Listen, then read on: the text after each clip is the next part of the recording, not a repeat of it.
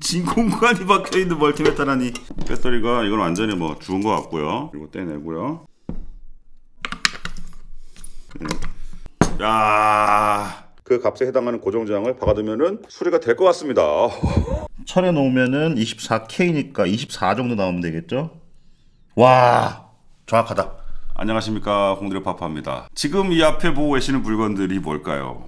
이것도 작지만은 장난 아니게 생겼죠. 1950년대 60년대 저희가 영화에서나 보던 미국에서 핵무기를 개발할 때 막 쓰던 그런 막 계측 장비 같이 생기지 않았나요? 막 누르면 막 미사일 날아갈 것 같고. 이것들은 멀티메타입니다. 그렇게 큰 멀티메타가 있냐 생각하시는 분들 많을 거예요. 저도 처음 봤을 때 깜짝 놀랐습니다. 사진에서 봤을 때는 요만한 것 같았는데 실제로 보니까 어마어마하게 커요. 요즘 멀티메타라고 하면은 대부분 요런 거, 좀 저렴한 거 이런 거 많이 쓰시죠. 그리고 여전히 뭐 아날로그 멀티메타도 쓰긴 씁니다만 대부분 디지털 멀티메타 많이 쓰시죠. 왜냐하면 저렴하고 가볍고 정확하고 작고 또 워낙 또 요즘에 중국산들 되게 싼 거 많이 나오죠. 이게 아마 5,000원인가 그럴 거예요. 근데 이런 멀티메타들이 처음부터 이렇게 나왔냐? 아니죠. 오늘 그나마 좀 최신으로 나온 아날로그 멀티메타고, 음악의 아버지 베토벤이라는 말이 있듯이 멀티메타의 아버지 할아버지 격이 아닌가 싶습니다. 그 중에서 제일 유명한 게 이 녀석이에요.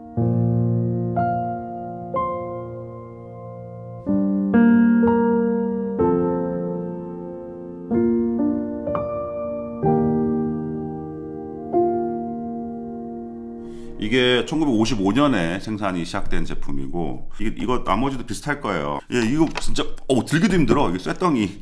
이 멀티메타들이 어떻게 작동을 하는지, 그리고 좀 오랫동안 방치가 됐기 때문에 아마 배터리도 많이 지금 나가 있을 거고, 그 내부적인 교정이 좀 필요할 수도 있어요. 그래서 그런 작업들을 같이 하면서 1950년대, 60년대, 70년대까지도 많이 쓰셨다고 하는데, 그때는 이렇게 쓰셨구나, 이런 장비를 쓰셨구나 하는 이런 타임머신을 타고 시간 여행을 한번 해보도록 하겠습니다. 일단은 이 녀석부터 좀 살펴볼게요. 네, 뚜껑인데 모델명은 TS352BU라고 되어 있습니다. 근데 지금 모델명이 TS라고 나와가지고 저는 사실 이게 캐누드 장비인 줄 알았어요. 아마추어 핵무전기에서 캐누드가 TS 버식이 이렇게 모델명 쓰거든요. 근데 그게 아니라 바넷 인스트루먼트라는 회사에서 만든 제품입니다. 뚜껑 안에 보시면은 온도에 따른 톨러런스 오차가 이렇게 좀 써져 있고, 그리고 이 안에 액세서리들을 이렇게 보관을 할 수가 있어요. 이 당시에 만들었던 특히나 미국제들 미제미제하잖아요. 왜 미제미제하는지 아세요? 요즘 미제 솔직히 잘 모르겠는데 5, 60년대 만들었던 제품들 한번 보면은 그런 표현들이 좀 이해가 갑니다. 그리고 이 안에를 하나씩 열어볼 때마다 아마 깜짝 놀라실 거예요. 다이얼로 전압까지 레인지를 돌려서 이렇게 맞췄는데 이건 아니에요. 전압 포트를 여러 개를 놔뒀습니다. 이렇게 저항이나 전류는 레인지를 설정할 수가 있고요. 저항제일 거냐, 전류제일 거냐, 뭐 전압제일 거냐, 이런 레인지가 있고, 저항제일 때 쓰는 제로셋 다이얼이 있어요. 요건 좀 이따 같이 한번 보시죠. 뒤에 보시면은 이게 아마 배터리를 장착하는 곳일 겁니다. 그러니까 이게 55년 당시에 나왔던 최신형 휴대용 멀티메타. 또 오래된 기기이면서 또 한동안 쓰질 않은 방치됐던 기기이기 때문에 어떻게 되는지 잘 모르겠습니다만은 제가 검색을 좀 해보니까 여기가 이제 콤이고 얘가 저항, 쇼트를 시킵니다. 그러면 얘가 올라가야 되거든요. 안 올라가네. 얘는 올라가네. 이거 한번 봐도 배터리가 나간 걸 알 수가 있죠. 아날로그 멀티메터는 기본적으로 전류계입니다. 전압이나 전류 이런 거는 배터리가 필요 없어요. 외부에서 전압, 전류가 들어오기 때문에 전류계가 돌아가면서 전류를 읽어주거나, 아니면은 전압 같은 경우에도 저항값에 따라 가지고 오메 법칙을 통해 가지고 전류의 게이지지만 눈금을 전압으로 보여주는 거고요. 근데 저항을 잴 때는 외부에 전원, 전류 소스가 없기 때문에 그때는 이 안에 배터리를 쓰게 돼 있어요. 근데 배터리가 아마 두 군데로 나눠져 있을 겁니다. 이게 고저항을 잴 때는 전압 높은 걸 쓰고, 그 외에 낮은 저항을 잴 때는 좀 낮은 전압을 쓰거든요. 아마 두 개 나눠져 있을 거예요. 십자 드라이버, 요 십자 드라이버 감성 있죠. 자, 이렇게 열립니다. 배터리가 이건 완전히 뭐 죽은 것 같고요. AA 배터리 3개 4.5V가 이렇게 들어가 있는데, 미제 감성 하나 더 보여드리겠습니다. 매뉴얼 참조하시오. 그 종이 쪼가리 평생 가나? 그거 금방 잃어버리죠. 지금 봐봐요. 이게 거의 70살 다 돼가는데 아직까지도 이렇게 연결하는 거구나, 몇 볼트짜리를 어떻게 넣는 거구나, 이렇게 알 수가 있는 거죠. 1.5V짜리 하나가 들어가고, 그리고 아마 그 당시에는 이런 4.5V짜리 팩이 있었나 봐요. 근데 다행히 4.5는 뭐죠? 1.5 곱하기 3이죠. 그러니까 1.5 배터리 3개씩 묶어가지고 이렇게 넣으면 돼요. 예, 이게 독립적으로 하나 들어가고, 그리고 4.5V짜리 3개는 직렬로 묶여져 있습니다. 고저항을 잴 때는 아마 이거 다 쓰고, 저저항을 잴 때는 아마 이거 하나만 쓰는 걸 거예요. 그리고 떼내고요. 자, 잠깐 아까 제가 그랬죠. 배터리 없어도 전압이랑 전류 잴 수 있다고. 뻥이 아니라는 걸 증명해 보여드리겠습니다. 배터리 없죠 지금? 이렇게 찍어보면 이렇게 써도 굉장히 오래 쓸 겁니다. 저항 잴 때만 살짝 쓰는 배터리이기 때문에. 그런데 이 배터리가 조금이라도 전압이 떨어지면 안 맞아. 제로 세팅이 안 될 경우도 많거든요. 이렇게 하면 좀 교환하기가 불편하잖아요. 이걸로 이렇게 업그레이드를 하겠습니다. 박물관급이기 때문에 여기다가 뭐 구멍을 뚫는다거나 이제 본드를 바른다거나 그런 거 안 할 거예요. 양면 테이프를 이용해서 붙이겠습니다. 언제라도 뗄 수가 있어요.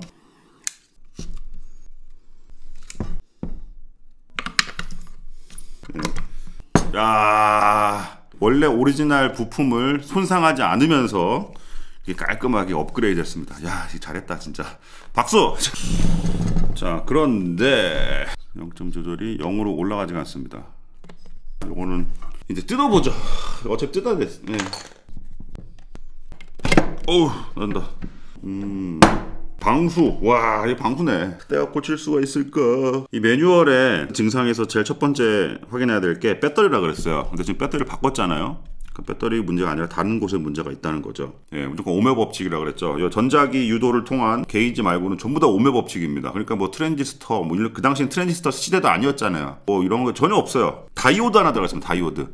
다이오드는 왜 있냐면은 AC를 잴 때 정류를 해가지고 측정을 해요, 얘가. 그러니까 다이오드는 2개가 들어가 있습니다. 전화를 먼저 재볼게요. 자, 12.1. 얘는 12.1이에요, 지금.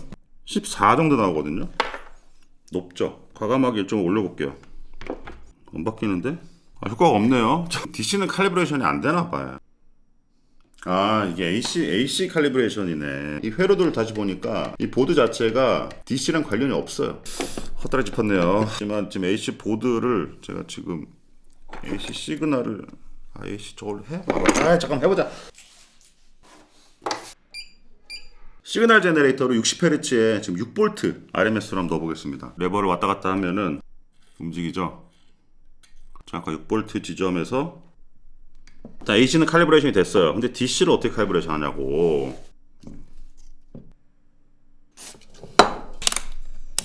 여기에 달려있던 236옴 요게 깨졌어요. 저항이 하나도 안 찍히는 상태입니다.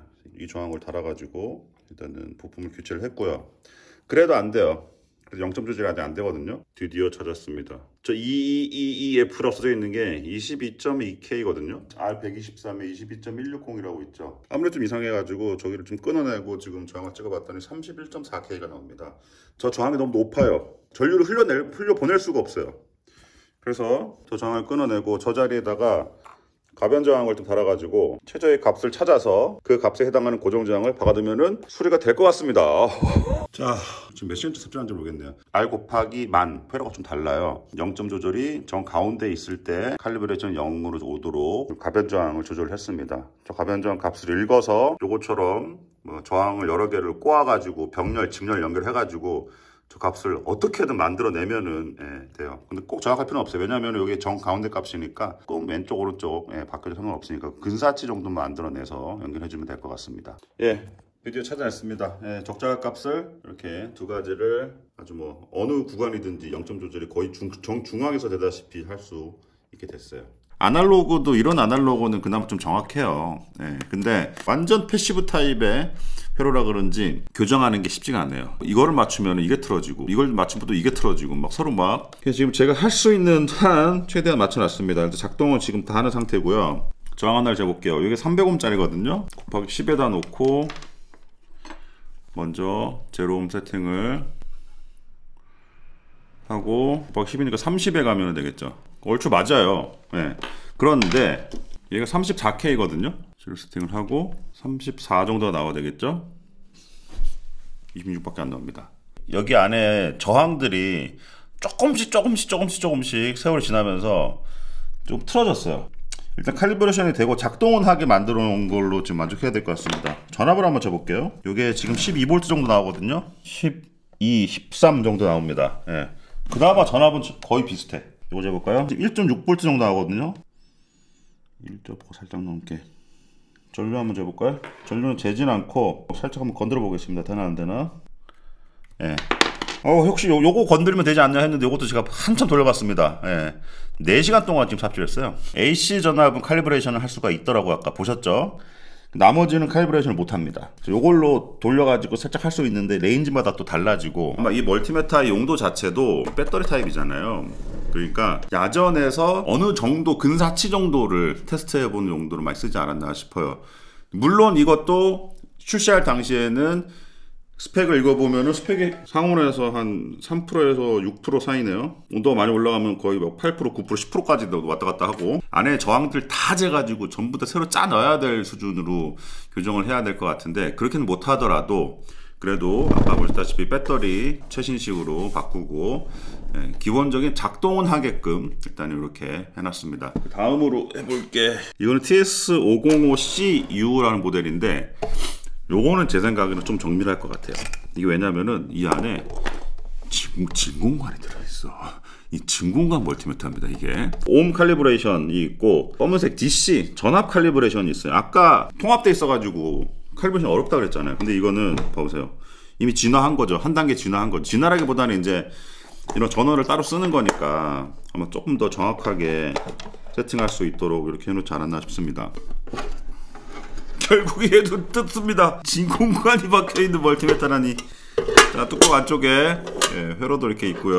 멀티메타는 회로가 어려운 게 아니라 스위치가 너무 복잡해. 진공관은 다 살아있는 것 같아요. 지금 작동을 하거든요. 전압 저항이 완전 지금 안 맞아요. 전혀 엉뚱한 값이 나오거든요. 히터가 들어오는지 한번 볼게요. 이게 불을 끄고 봐야 될 거예요. 진공관 종류에 따라서 히터 밝기 차이는 좀 있는데 기본적으로 히터는 다 들어오네요. 오케이. 조심해야 돼. 전압이 높아요. 히터는 6.3V, 500V, 15mA DC. 자, 퓨즈 살아있고요. 제가 이걸 연 이유는 뭐냐, 이게 있어요. 이게 칼리브레이션 할 수 있는 게 있는데 뭘 돌려야 돼? DC 칼리브레이션이 R10이네. 오케이. DC 레버를 돌려가지고 요걸 돌려가지고 지금 칼리브레이션은 정확하게 0V를 맞춰놨고요. 그 다음에 1.6이 나오도록 1.5 좀 낮죠. 조금 살짝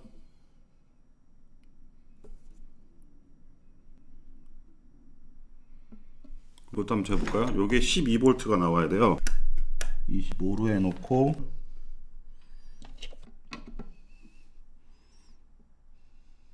요게 12고 12점 요정도? 오케이.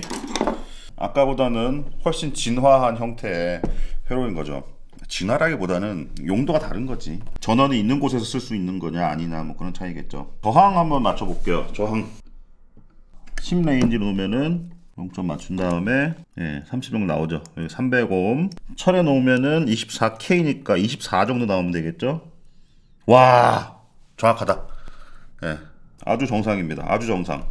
와, 이거 좋네요. 생각보다 아까 되게 막 틀어져 있을 줄 알았는데 조금만 만지니까 아주 잘 작동을 하네요. 오늘 1950년대, 1960년대, 70년대까지 쓰셨던 것 같은데 어쨌든 아주 오래된 거의 멀티메타의 조상님격 테스트도 해보고 조금 수리도 하고 교정도 하고, 요건 좀 수리를 했지만 요거는 교정만으로 끝났잖아요. 요거는 왜 안 하나 싶으신 분이 있으실 텐데 이거 되게 귀엽죠. 근데 이게 안에가 좀 많이 고장났어요. 로타리 스위치가 파손되면서 안에가 다 떨어져 나가 버렸어요. 너무 귀엽게 생겨가지고 저는 이거 무조건 요거는 제가 수리를 해내겠습니다. 요건 좀 장기적인 프로젝트로 좀 진행을 해볼 거고요.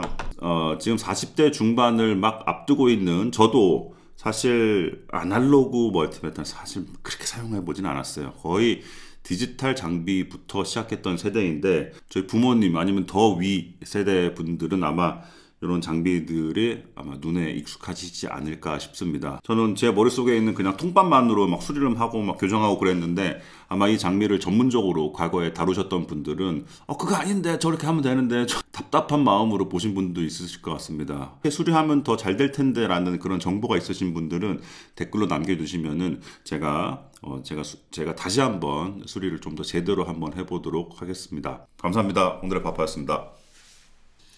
아침 8시에 시작해가지고 지금 저녁 10시에 하루 종일 이것만 했어.